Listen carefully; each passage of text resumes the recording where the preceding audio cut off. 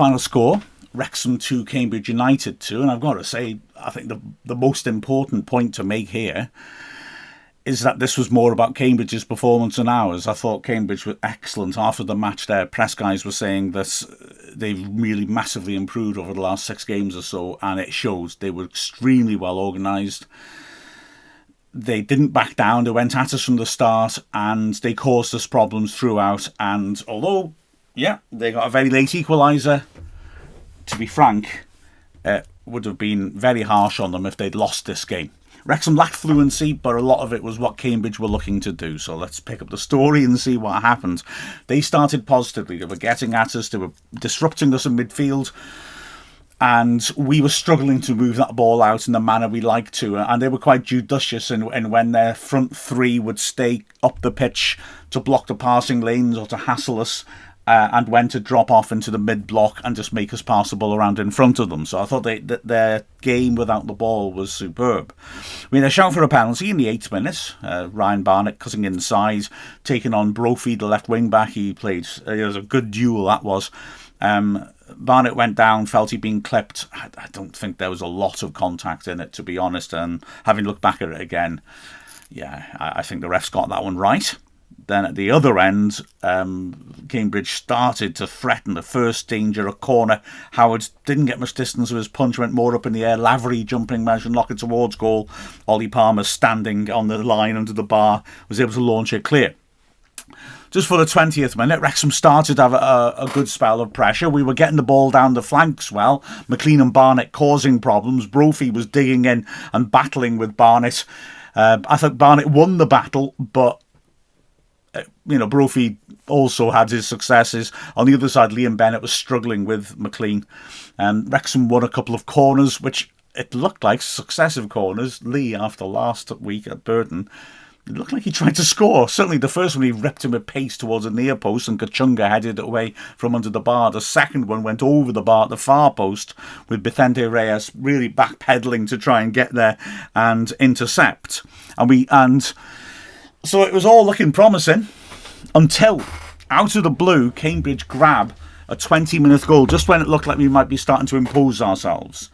Brilliant play by Lavery on the left flank. He seemed to be hemmed in completely, but suddenly, even though he had no space, burst past Max Lewis, ran down the goal line into the box, pulled it back, and Kachunga finished nicely, running onto it, hitting it into the ground to make sure he didn't balloon it over the bar. Howard had no chance.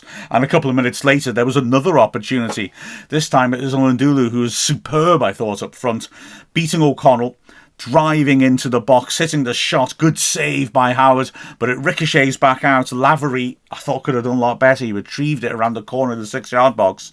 And, I'm not sure what he was doing. The pace of the way he hit it, it was more like a back pass than anything else. He just hit it back to Howard. I'm not quite sure what he was looking to achieve. And that missed opportunity was costly because 4 minutes later, Wrexham were equal. Barnett with a throw to Lee, who cushioned it back to him nicely, put him in a crossing position. Beautiful delivery by Barnett to the far post. And a brilliant header by James McLean. His movement was great. Bennett's marking him, but he's turned to face the ball. He doesn't know where McLean is on the blind side. When he last looked at him, he was over his left shoulder. McLean changes direction, gets in front of him over his right shoulder and heads the ball powerfully home. Cracking goal by Wrexham. And we finished the half strongly with a couple of chances to take the lead. To begin with, Cleworth launching a long ball into the box, Dobson backing into Brophy and making him head weakly, and Lee, first time, absolutely nailing a shot from the right side of the D, which went like an arrow towards the bottom left corner. Good save by Reyes to get down and deny him. And then with a couple of minutes later, a really good move ended with a scramble in the box. Dobson feeding it in. Rathbone did really well to keep the ball moving when he was off balance to help it back on. Barnett into Palmer in the box. Eventually it gets helped on to McLean, who smashes in a shot with the outside of his foot from the edge of the area, deflected behind for the corner. The second half, though, Cambridge at no point have backed off. They are not looking to park the bus. They're not looking to invite pressure on themselves. And they are still making opportunities. Smith had a shot from the edge of the box after a lovely set back from Morrison. It's not nothing edge, but much closer than that. After a corner by Brophy had been held back nicely by Morrison. Really big block to deny that shot from about 8 yards out. from the resulting corner. Another scramble after Ndulu went up with Howard and caused a loose ball. Wrexham in the end survive as Howard leapt gratefully onto the loose ball in the 6-yard box. Wrexham struggling in the second half to really get service to the strikers.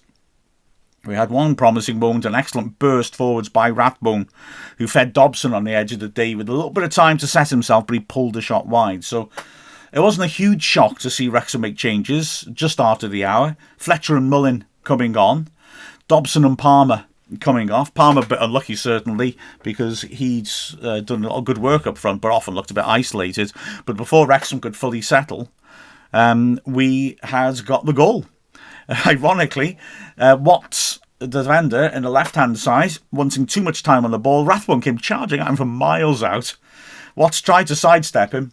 Rathbone tackled him. Brilliant work. Drove into the box, pulled it back, and there was Stephen Fletcher to slot the ball nicely home from just inside the box, across the keeper into the bottom left corner. Brilliant finish by him. And it looked like we got away with it, really.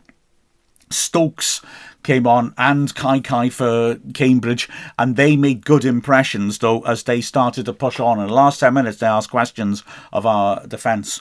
Stokes picking the ball up from Ndulu, sweeping the ball into the far post where the big striker got up and couldn't quite hit the target because Cleworth jumped with him and the header ricocheted off the back of Max Cleworth's head for the corner. That corner led to another goalmouth scramble, which Wrexham just about were able to survive. Then it was Wrexham up at the other end at a moment which could easily have led to us securing the points. Great burst forwards by Cleworth. When the ball's fed into the far post, Mullin attacks it in the crowd. Pretty sure it hit a defender and hit the inside of the post and dropped in the goalmouth. Nobody could get to it. And Wrexham were penalised for not being able to take chances in the 88th minute.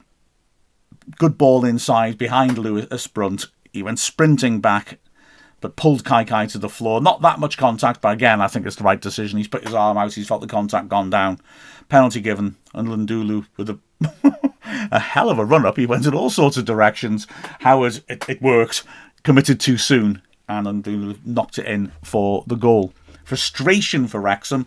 2 points dropped in terms of the league positions of the two teams, but to be fair, like I said, Cambridge worth the point.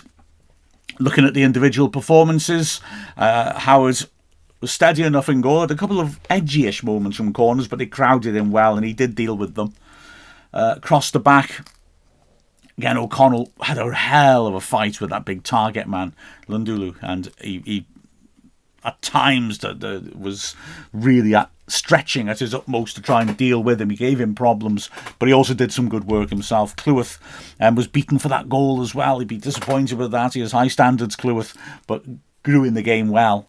And on the other side, well, Lewis Brunt, I thought, was the best of the three centre-backs, but unfortunately they managed to get in behind him for the penalty incident, but he was, as ever, really terrific in the air, very good in the air.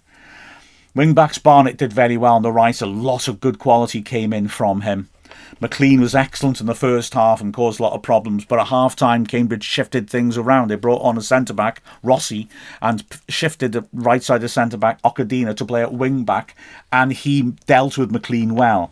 And that was, again, part of the game that Cambridge got very right tactically, and also was something which is important to them staying in the game when we threatened to take it away from them in the second half.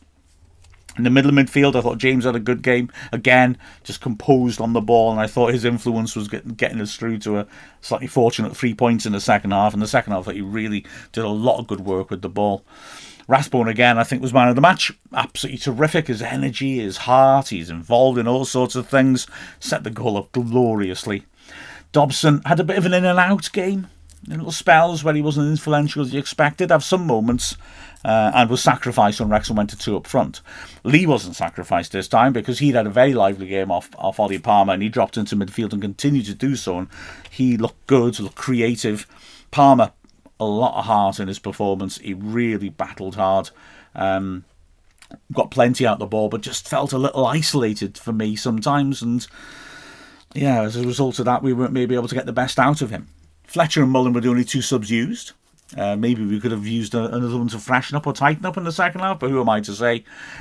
So very well after the event, isn't it? and they both caused problems for the centre-backs, but ultimately frustration for Wrexham. We dropped 2 points at home, but let's be honest, that's 41 points out of the last 45 at home. I think we probably would have taken that 15 league games ago, wouldn't we?